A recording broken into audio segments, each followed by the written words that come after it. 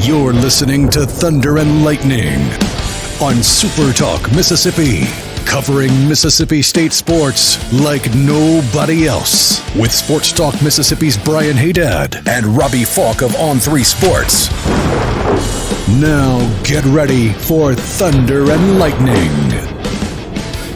This is Thunder and Lightning here on SuperTalk Mississippi. Brian Hadad and Robbie Faulk here with you on a Monday morning. Thanks for joining us at supertalk.fm or wherever it is that you get podcasts from. We appreciate you guys out there, our great listeners, especially our servicemen and women out there taking care of us. We want to thank our sponsors over at Strange Brew Coffee House and Churn and Spoon Ice Cream. Start your day the right way with a trip to the drive-thru over at Strange Brew Coffee House here in Starkville or at Brupolo over in Tupelo. Be a little weird, Robbie, if Brupolo was in Tasca. Tasca. I have a Tasca for you, Brian. Get over to Strange Brew. Go get you a nice coffee. Maybe go to Churn and Spoon. Get you the Thunder and Lightning. Tell them you want the Thunder and Lightning. Yeah. See what happens. They'll likely say, what? And then you can tell them exactly what it is. Yeah. Exactly. And be happy. You know what's funny about that Churn and Spoon thing is, like, my favorite thing to get there is not the Thunder and Lightning. Mine neither, but It's very good. Good. It's very good, but I love that cookie butter ice cream. Oh, yeah. It's delicious. Actually, my favorite thing to get there is not the Oreo cheesecake. It's cookies and cream, and it's the cookies and cream milkshake. Their milkshakes are fantastic. We've got to stop talking about this. I know. I'm hungry. Car and go. I don't need to do that. I went to one of Starkville's 12 Mexican restaurants for lunch on Sunday, and it was still very good. I mean, we hate on Mexican restaurants, but like what we want is just no more additional Mexican restaurants. It doesn't mean we don't like Mexican restaurants. We're good with the ones we have. Yes, I don't need another one. Yeah, I agree. Wherever you are in our great state, you can enjoy Strange Brew Coffee each and every morning. It's just a click away. It's at strangebrewcoffeehouse.com. Mississippi Beef Council wants to remind you that beef, it is what's for dinner. If you're cooking out this weekend, nothing beats the sizzle of beef on the grill. And if you're not cooking out this weekend, well, let somebody else do it for you. Let them be the ones to put the steak on the grill for you at one of our great steakhouses everywhere across the state. Every community has one. I saw a TikTok that guy rated its best 5 steakhouses in the state of Mississippi, and I was just like, I want to go eat at those places. So we'll see if we can't make that happen. Beef, it's what's for dinner. Thanks to our friends at the Mississippi Beef Council. College Corner, collegecornerstore.com is the place to find the maroon and white merchandise. I don't know what maroon and white is. I like that, though, maroon and white. Maroon and white? Yeah. We should have a segment where we just talk about Mississippi State stuff that we know to be correct. It's called Maroon and Right. I like that. Done. What's right is not wearing the banner M. What's right is wearing the interlocking, the state script, or the M over S. You and I were at Two Brothers for the Tip-Off Society event there. Very pleased with all of the non-banner M polos and pullovers and hats that we saw at that event. And you can get all of those things at College Corner. 2 locations to serve you in the Jackson area. Ridgeland by Fleet Feet, Flowood by the Half Shell, or you can shop online at collegecornerstore.com. Restaurant Tyler, Starkville's flagship restaurant, lunch, dinner, Sunday brunch. Best meal in town is at Restaurant Tyler. We got a tweet today, you and I, Robbie. Somebody took our advice and hit up Sunday brunch at Restaurant Tyler. I'm sure they had a great time. Restaurant Tyler Sunday brunch is the best in town. There's no question about that.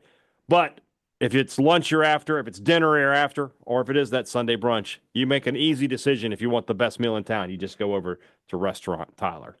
Priority One Bank, 16 locations ready to serve you throughout central Mississippi. Let PriorityOneBank.com be your guide and show you not only where they're located, but they're going to show you how they're going to help you invest, manage your money, and prepare for the future.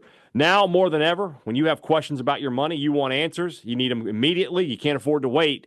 That's why you need the level of service that Priority One Bank provides for you. Let Priority One Bank make you their priority. The more things change, Robbie Faulk, the more they stay the same. And it was definitely a sense of deja vu in the Humphrey Coliseum on Saturday night. Stop me if you've heard this before. Mississippi State plays a back-and-forth game with Kentucky, but in the end, the Bulldogs can't pull it out. 95-90 is the final. I said I think it was on Friday, Sports Talk Mississippi, I was like, in the 80s, I feel really good about Mississippi State. In the 90s and the 100s, I don't. And that's where this game ended up going based on some otherworldly three-point shooting. Give the Kentucky Wildcats the credit they deserve. 16 of 32 from three-point range. That'll win you just about every game you play in. And surprisingly enough, the player we had talked about coming into the game, Kobe Brea, didn't have a great game. Only hit one shot. But Jackson Robinson, big shots from him. I think that's got to be a career high for him. A guy who came in shooting 29% from three-point range, shoots 70% from three-point range. And despite a heroic effort from Cameron Matthews and 4 other Bulldogs in double figures, State unable to pull it out. Injury issues with Riley Kugel missing most of the game. Foul trouble with Josh Hubbard missing a good chunk of the game. Really the chunk where State was able to get back into it. So I don't know what that message is. But again, Robbie, just not enough for the Bulldogs to finally get that elusive win over the Kentucky Wildcats. Now 19 straight wins for the Wildcats in this series in the regular season. Just a tough game in front of a packed, excited, super hyped up crowd, but once again, Mississippi State just can't get the job done against the Kentucky Wildcats. Yeah, I mean, it's followed a very similar script. I mean, I leaned over to you at one point and I said, they're playing their style. This is what Kentucky wanted to do. They wanted to get out and run. They wanted to knock down some shots, speed up Mississippi State. And what they did is they took Mississippi State out of their style of play. And State was settling for three-pointers. They felt like they had to keep pace. And a lot of that's credit to Kentucky. I think they really kind of stopped up the penetration lanes, and they wanted State to shoot. Even from the early going, they were giving Josh Hubbard space. Some of State's better shooters they had plenty of space to shoot. They didn't want State getting to the rim, and that's really what they did well in the game. I didn't think State defended extremely well. I think State played really hard in this game. I think the effort was definitely there. The effort is 100% why they stayed in the ballgame. That could have been a runaway for Kentucky, but Cam Matthews in particular absolutely fueled Mississippi State to stay in the ballgame. It was really crazy the things that were going against State in this game. Kentucky was you're basically shutting down Brea, and everybody else was getting hot. They had the power forward stepped out there and hit 3 threes and late in the ball game. You mentioned the other guy who's shooting 29%, just goes nuts, 7 for 10 from 3-point range. It was unfortunate, what happened in the game in that regard. And then you have Riley Kugel goes down with an injury in the first half, and then another one in the second half where I think it might have been an ankle. Kugel, I think, would have helped tremendously in this game had he been healthy. Had he been able to play a full 2 halves of football or basketball, I think that he really would have helped Mississippi State. Unfortunately, you didn't have him.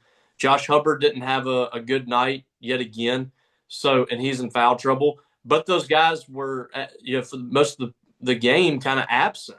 And Mississippi State somehow had this a ball game, but unfortunately, you were kind of playing uphill the entire game instead of doing what you've done really well against teams that you were maybe coming in, people didn't think you were going to beat, or that people thought it was going to be a close ball game. Memphis, Pittsburgh, games like that. State has come out and kind of stepped on the gas and really been suffocating on the defensive end in some of those games.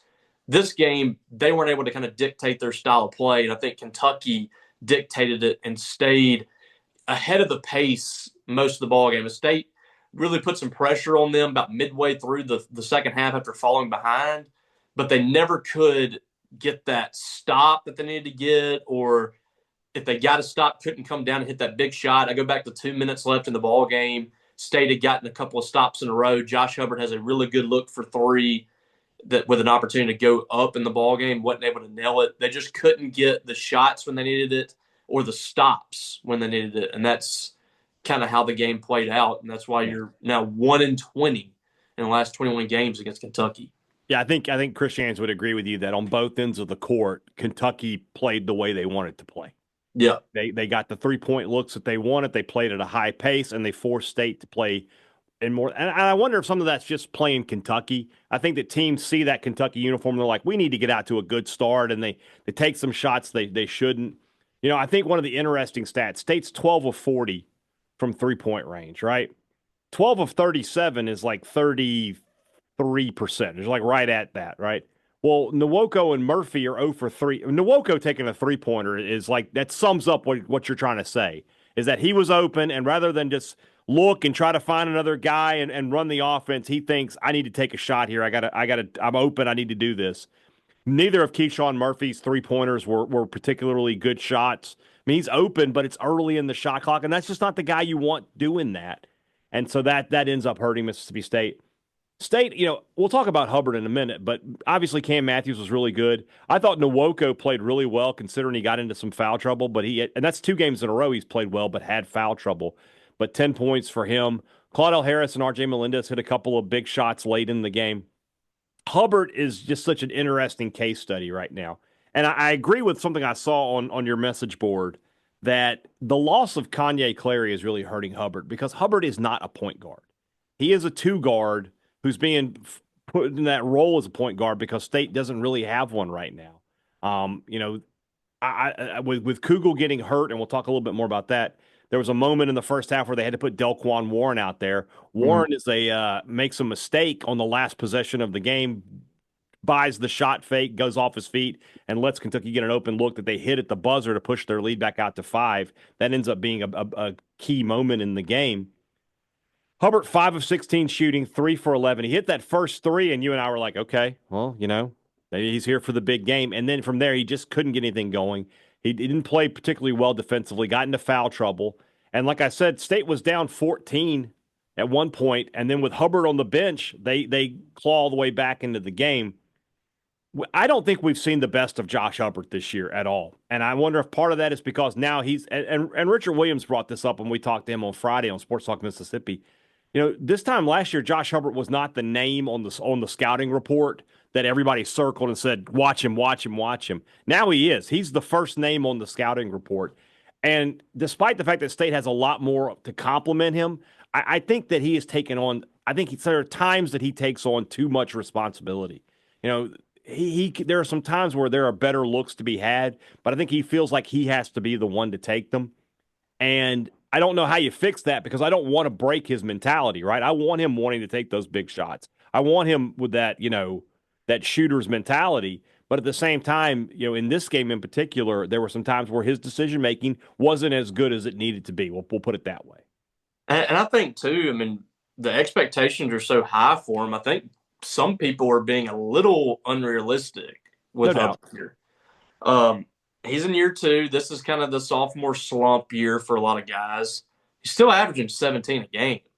He's still averaging 37% from 3. So I understand the sentiment. He's not playing like his best, what we think he can play, but 51 to 12 assist to turnovers. The guy's still been pretty daggum good, and there's obviously there's more you can get out of him. I think that's what people are talking about when it comes to him. But it's not like he's out there and he's a major detriment for Mississippi State. Right. He's still a key piece for this team, and what you want for Mississippi State to really get to where it needs to be is Josh Hubbard needs to be more efficient when he gets those opportunities. But it's kind of crazy. We bring it up a lot that he's struggling or that he's, having a tough shooting stretch. And he's only had one game this year where he's had single-digit scoring, and that was 9 points against Vandy. He's still getting his points. You would like for the efficiency to be a little bit higher since he started SEC play, and we'll see what happens. I refuse to believe that he's going to be that inefficient, at least for his standards in SEC play. And like you said, I'm not taking him out of his game. Like I think that I would tell him, hey, there's no need to press. We have other options. When we need a bucket, R.J. Melendez can go get a bucket. Claudel Harris even Michael Nwoku, obviously Cam Matthews. We don't have to have you take a shot here to tie the game or to lower the deficit or extend the lead.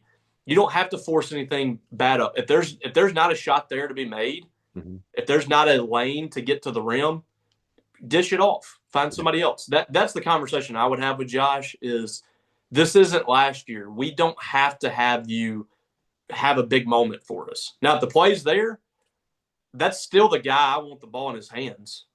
There's a conversation on our board about it right now. Like, what would you have done there late in the ball game? Does Hubbard need the ball in his hands? We need to give it up to somebody else. That's still the guy. If you had me pick a player on the roster, that's still the guy that I would want to have the ball. Now, Claudio Harris is right on his heels. Claudio Harris, I think, is a player that could be just as clutch as Josh Hubbard is. So I wouldn't be upset about either one of them. But I'm not at the point right now where I'm like, you got to get rid of the ball if you're Josh Hubbard. I still want with the game on the line, I still want the ball in his hands. But, still just wasn't the game that he wants, I'm sure. But there's going to be plenty of opportunities. This team's so mentally strong, and he's mentally strong. I feel like he's going to come up with some big moments down the stretch for Mississippi State. Yeah, I don't have any doubt about that. Their big games are coming for Josh Hubbard. I don't have any doubt. I mean, it could happen as easily and as early as this week. He's going to break out of whatever this slump is that he's been in. I just wonder, the dynamic of the team around him. I just don't know. I feel like I said, I feel like he's maybe taken on a little bit too much responsibility at this point. This team has shown that they don't need him to go out and get 25, 27 points. Obviously, it would help. If Hubbard's getting you 25, 27 points, you're probably it's just like what happened last night with Kentucky. You're winning every game. You almost every game you play. When you look at the upcoming schedule for Mississippi State, the next three have all turned into quad ones because Ole Miss's 3-0 start in conference play has them up to 22nd in the net. Now, they do play Alabama this week. My guess is that even a loss in that will not drop them to 26th. It might not, but if it does, then it'd be quad 2. But right now, as it stands, State's next three are quad 1 games. This game with Auburn is all of a sudden very interesting with the injury to Johnny Broome, the All-American, likely SEC Player of the Year candidate for the Tigers. Rolled his ankle on Saturday. He's out indefinitely, but they said definitely out these next 2 games. All of a sudden, you get the chance to travel to Auburn, who will be probably, by the time you listen to this, the number 1 team in the nation. With Tennessee losing this week, Auburn should jump up to number 1. Real opportunity to get a big win for Mississippi State. Again, whatever happens with Broome, at the end of the season, nobody cares. They'll just say that you had a win over Auburn on the road. A chance to get another quad 1 win on the road. That would be 4 of those to this year. Big opportunity for Mississippi State. They got to bounce back quickly, and then they get Ole Miss on Saturday, their big rival at home. There just is no, Jan said it last night. You don't get a lot of time to mourn a loss in the SEC this year. No, that's why we've talked about it. Every single game is huge. Like every SEC win you can get, cherish it. Because, like we said, there are no teams like last year's Missouri, even Georgia. Those 2 teams are greatly improved. South Carolina took Auburn to the wire, should have probably won that ball game. Didn't make free throws down the stretch, and they lost. There's not – I mean, I think LSU's not very good. That's probably the closest you're going to get to you feel like going in, you feel really good about it. Because all these games are just very, very difficult. On the road, at home, doesn't matter, especially on the road. And this is going to be tough. It obviously helps Mississippi State that Janai Broome's not – I imagine not playing. They said that they think it's a sprain.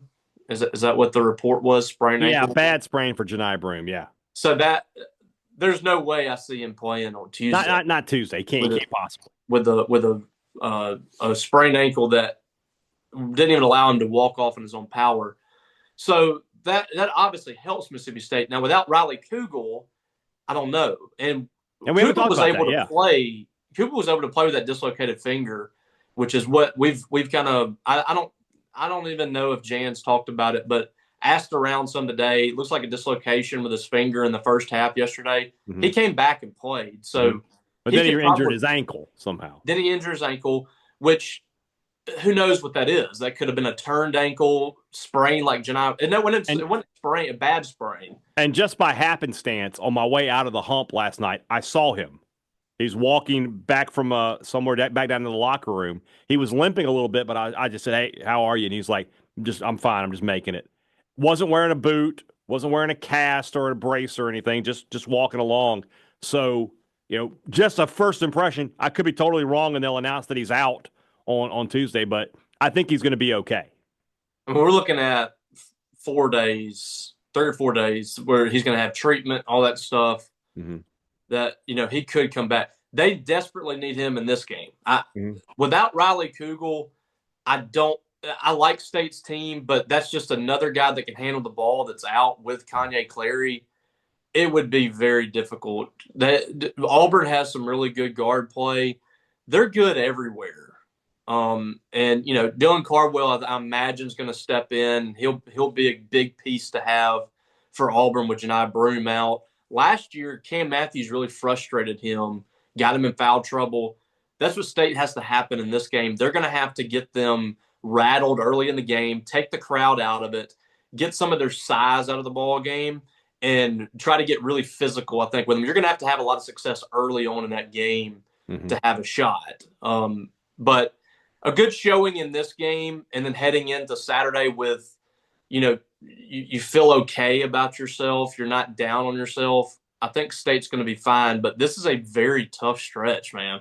Mm-hmm. You got Kentucky, Auburn, Ole Miss, and Alabama coming up. I mean, brutal. But State's not the only team dealing with this. This is everybody. This is what the schedule is like this year. So for State, I think you're still trying to get to that 8-win total to feel really good about your standing, 8-9 wins.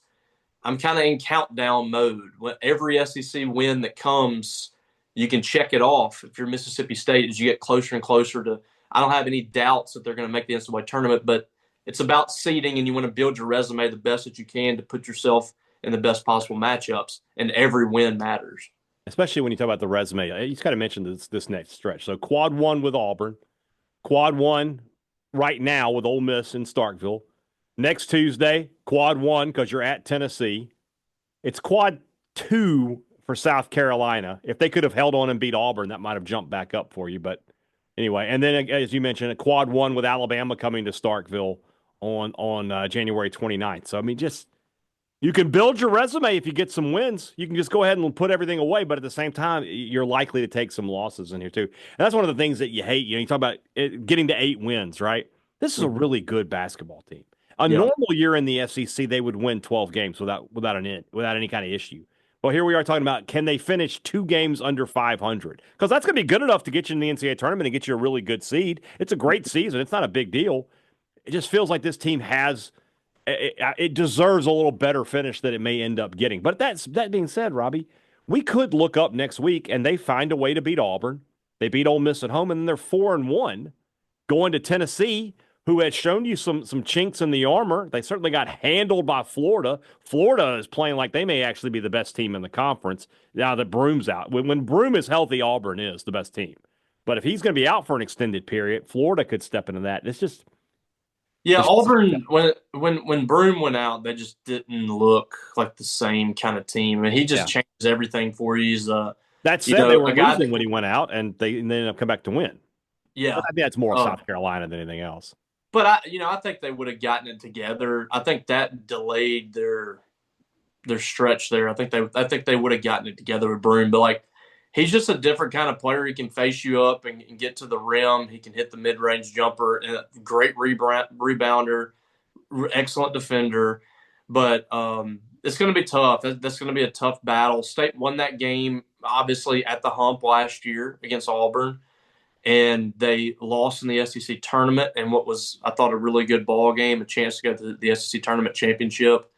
I think State's going to play their guts out. I'd be shocked if they didn't. This team has played really hard, especially in these kind of games. But it's going to take a lot in this game. They're going to have to knock down shots. You're going to have to defend really well. That's one thing that Chris Jans has pointed out the last couple of weeks is this team just has not defended the three well. Mm-hmm. And he's tried to motivate them with it because he's got the analytics, all that stuff. And he told him, hey, we're one of the worst three-point defensive teams in the SEC. We got to get better at this. And that's what a great coach does. You don't State was 14-1, and everybody could be celebrating right now in that locker room and talking about how great they are. Chris Jans was looking for the things that they haven't done well to try to improve on, because his ultimate goal is winning a championship. And if you want to win a championship, you better lock up those things that you struggle with early on in this schedule, get it ready, lock it down, and get better as a team. Or when you get into March, it's going to be tough. Yeah. So that's what they're working on right now. They got to be better at the perimeter defending. I like the effort that this team plays with. That's why I just don't have, even with this tough stretch right here, in years past, I might worry about how Mississippi State handles this.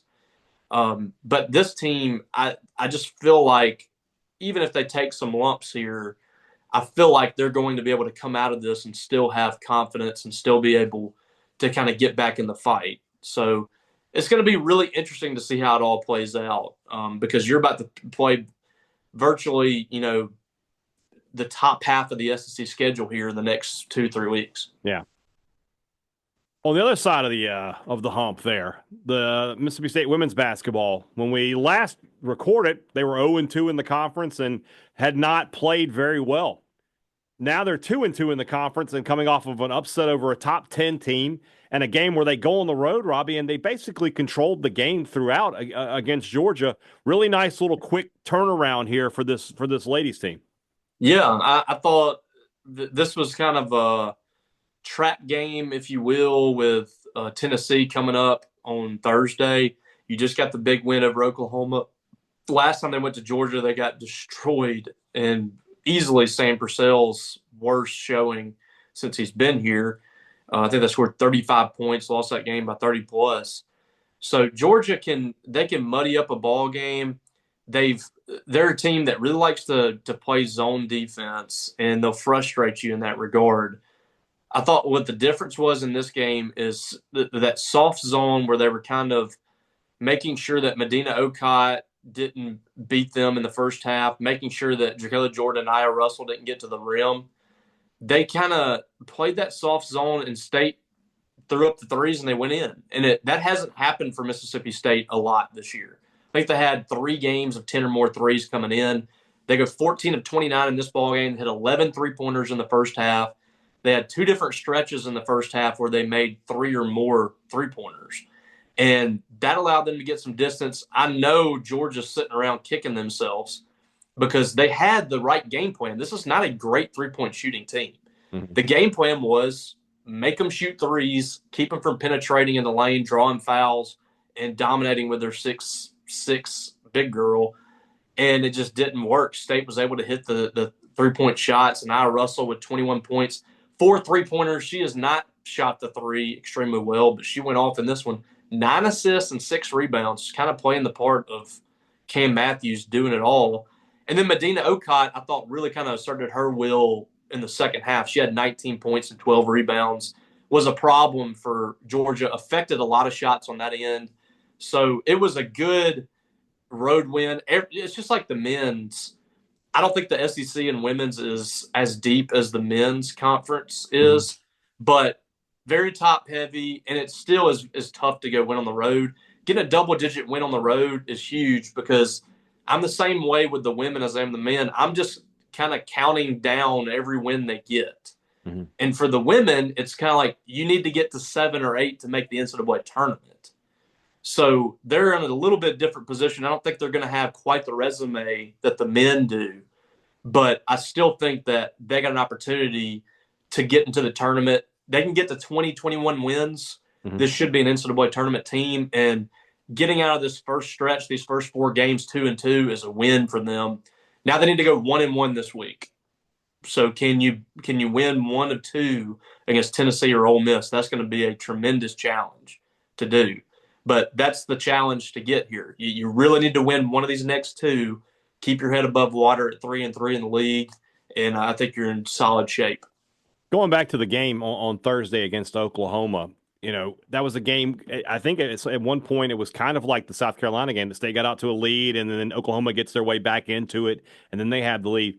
What was obviously South Carolina is a much better team than Oklahoma, but beyond that, what was different about Mississippi State in that game? Made shots when they needed it. If you look back at the South Carolina game, State goes up by 11. I think it was midway through. Yeah, it was about 4.5 minutes in the first half. They were up by 11 points. South Carolina comes back, goes on a 34-2 run. State didn't score a field goal for 10 minutes of game action. That was the killer for them. They got stagnant on offense. We saw it some last year. This team has a tendency to do that. They did it in the Georgia game too. Mm-hmm. So they got stagnant on offense. They couldn't get points. I thought against Oklahoma did go on a 17-2 run. State went up by 14, and Oklahoma went on a 17-2 run, 19-2, one of the two. And State was able to kind of get a little bit of momentum late in the third quarter against Oklahoma. And they closed the third quarter really strong and took that into the fourth quarter. That's how they won that game. This team, in those kind of situations, they got to have something to break up the mundane, to kind of break up those quiet periods or those droughts that they have. Somebody's got to hit a big shot. Somebody's got to get a steal and a score or something. And that was kind of the difference in that game. I felt like State made some shots when they needed to make them. And that's really how you stop those long periods of droughts that you have, and you're able to kind of keep your composure, keep your confidence, because I thought against South Carolina they just lost their confidence. So it was good to see that bounce back. They learned from the South Carolina game and put that into play against Oklahoma, and they didn't let it get them down. I thought they did that last year when things went bad during that stretch of like 6 straight losses or whatever it was. They kind of thought back to the moments that had happened in the previous few games. And this one, I thought they did a good job of kind of putting that behind them. Good wins for Mississippi State women. And like I said, just trying to grind their way to that near 500 mark, put themselves into a position for an NCAA tournament berth. All right, let's move into the rest of the show. That's brought to you by our good friends over at Two Brothers Smoked Meats in the Cotton District. That's where Robbie and I were on Saturday, and that place was packed. Kudos to the Tip-Off Society. Kudos to Two Brothers Smoked Meats. Great environment pregame for the Kentucky game. A lot of folks having a good time, and you'll have a good time every time you're at Two Brothers Smoked Meats because it's a fantastic place to eat, as is the Older Brother, Starkville's home of the fancy sandwich. Saw one of our listeners, one of our friends on Twitter, Brian CTP, made a trip to the Older Brother this week, and there you go. You can't go wrong with either one of those places. If you're looking for a great lunch, great dinner in Starkville, head to the Cotton District for Two Brothers Smoked Meats and the Older Brother. Great products, great service. Every business likes to promise it to you. They deliver it to you at Advantage Business Systems. They've been doing it for 50 years. 50, brother. When you need technology for your business, give Advantage Business Systems a call. And then if you need service on anything they've sold you, it's the same number. It's not a new number. It's not a 1-800 number. It's not on hold for 45 minutes. It's not, we'll make an appointment for you and it'll be there in a week to 10 days. It's none of that. It's the same people who made you the sale, and they're going to be able to get out to you a lot of times the same day because they're in Mississippi just like you. 601-362-9192, or you can visit them online at absms.com. Find out how Advantage Business Systems will help your business do business. Before you go to any games in Starkville, you need to make sure you make a trip to Maroon & Co. Talk to somebody at the game. They were like, hey, I went to Maroon & Co. Use the promo code. They were like, we got you. That's great to hear. Glad you guys are using that code and shopping locally and saving some money with our promo code at Maroon & Co. Thunder15. It's 15% off regular price items. Some exclusions do apply, but they're few and far between. You'll be able to get what you want. When you are headed to Starkville, if you're going to watch Mississippi State play and you need some new gear, or even if you don't really need it and you just want it, just go get it. It's at Maroon & Co. All right, Robbie, back into the transfer portal. Mississippi State got the guy that you kind of had your eye on these past week or so. Ever since Aiden Williams went into the portal from Ole Miss, that's been a name that has been very heavily connected to Mississippi State. Visits this past week and makes his commitment. State needs receivers. They definitely are not. They're not getting production here, but they are getting a lot of potential. And you really, really like the potential of Aiden Williams. Yeah, I do. I thought coming out of high school, I thought future NFL guy. I mean, it just had the measurables. I love the hands. I love how fluid of an athlete that he is. I think he's a good route runner too. For whatever reason, it just didn't work at Ole Miss. I thought it would. I thought he would be a really good fit for what they do offensively. I think, to me, what it really boils down to is Ole Miss going and getting older players out of the transfer portal and him just kind of getting lost in the shuffle a little bit. Because this is a guy the last 2 off seasons, whether it be in the spring or the training camp. I don't want to say fall camp and upset you. In training camp, he's been a guy that you look at the reports from Ole Miss media, and they were just, loving what he was doing in practices. So he has impressed. He just didn't translate to the field. Right. But we did see a couple of big plays from him when he got his number called. Mm-hmm. I think new start, fresh start. Mississippi State's probably going to give him a lot more opportunities. There's not the loaded receiver core like Ole Miss has, where they just don't have a lot of reps to go around. And their offense has shown too, the ball doesn't really go around to a ton of receivers. It's kind of log jammed to 3 or 4. So with him being at Mississippi State, I think he has a chance to be State's leading outside receiver. Give him some confidence early and see what he can do, because I really feel like the potential with him is extremely high. I would be surprised if it didn't work out for him at Mississippi State too. I think this could be a good fit for him. The offense isn't going to be all that different. This is a guy we think would go into a Kari spot, correct? Yes, that should be right. Okay. Yeah. Okay. And so you're still looking for a legit slot guy, and I think the slot is kind of where it all transpires for Mississippi State and Jeff Lebby's offense. Mm-hmm. You look at the slots that he's produced over the years, that's the position that really gets most of the targets. Mm-hmm. So that's what you're trying to get now. But I feel like Aiden Williams is a guy, he can win one-on-one battles down the field.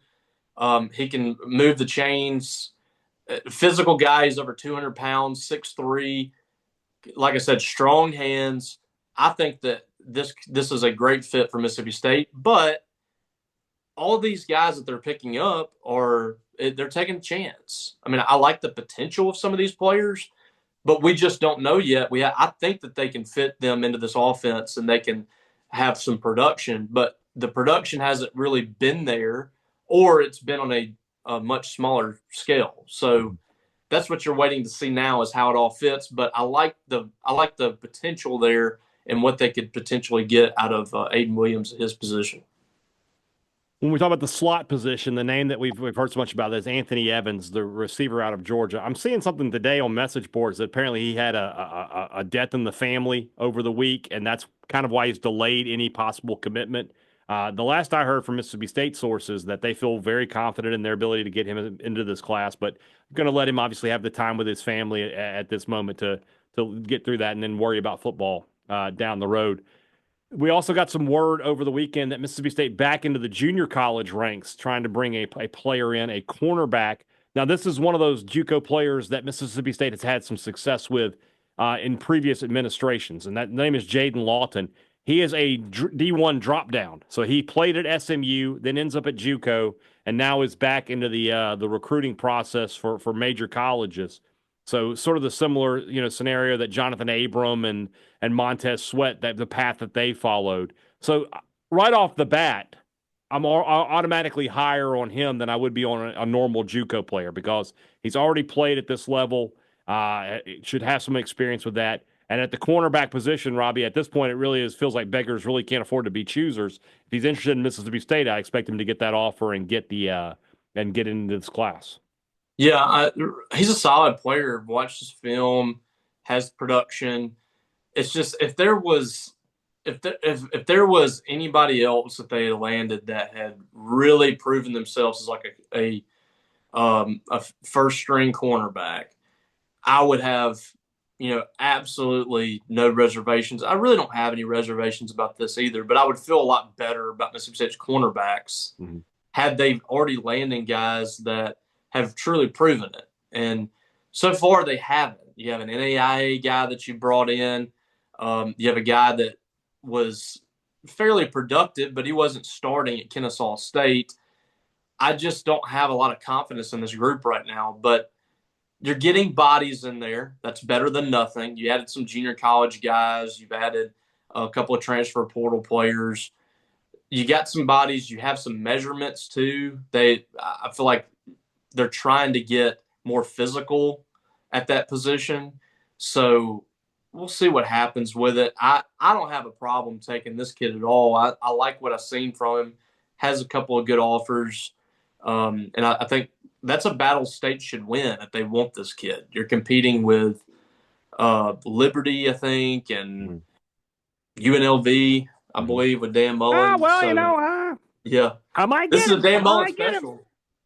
I will tell you that the quarterback they got this weekend, the kid from Michigan, I mean, it's like it's like Ralph 2.0. I bet he's automatic. Yeah. I guarantee he's successful at UNLV. Well, Dan loved that kid.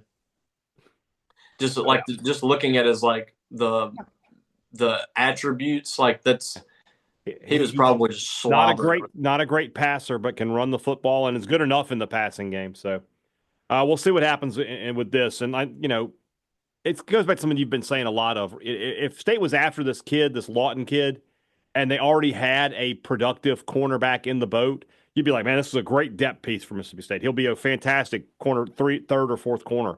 But when you're talking about him possibly coming in as a starter, that's when you're going, well, we'll see. But, I mean, at this point in the game, I don't buy into the idea that there's just going to be a few guys available in the spring window that are worth bringing in. I'm just not going to buy into that. That's what we were told last year, and it ended up not being the case at all on the defensive side of the ball. You did get Devon Booth in the spring window, but I feel like that was an anomaly more than anything else. The guys you bring in for spring are the guys who are going to contribute for you this season. Well, look at Devon Booth. It took him probably 4 or 5 weeks. 4 or 5 games. Yeah. And I don't know how much that was Mississippi State's offense and how much it was Devon, or if he wasn't getting enough reps to really – because they were really splitting those reps up with the running backs. And I don't know if they ever got a chance to really get in a rhythm. But all that to say, he didn't look like the same player in the second half as he did in the first half. He was a much – more capable back late in the season. So it behooves these players to get here in the spring. Excellent word for me. Behooves, you say. Correct. Very good. Correct. Excellent word for me. Outstanding. Yes. So, top 5 words you've ever said on this podcast. You think so? I think so. I wouldn't even know where to start ranking those. You're not very loquacious. Loquacious. That's a word that I have. I don't know if I've ever even uttered that word. To be honest with you. That's great. Yep. Yeah. So, but yeah, I think that it's certainly like the guys that you bring in the spring, outside of maybe 1 or 2, those are going to be the guys that I feel like are going to contribute the most, and then the others are probably going to be depth pieces. I mean, you can't bank on going out there and getting difference makers in the summer. You can't bank on that. And Mississippi State, like you said, I think Devon Booth was the only one that made a difference that they got that late. I don't know who all they got late, but I'm not banking on that. I think this class is just about put together. You just need a few positions here and there. Yeah, I agree with you. All right, tomorrow's show we'll talk some more hoops. We'll get a look ahead to State's game against the Auburn Tigers. Big game this weekend, this week with them. And then, of course, as the week goes on, we'll talk about Ole Miss in a little bit more depth as well. Guys, have a great Monday. We'll be back with you on Tuesday. For Robbie Faulk, I'm Brian Hadad. Thanks for listening to Thunder and Lightning here on Super Talk, Mississippi.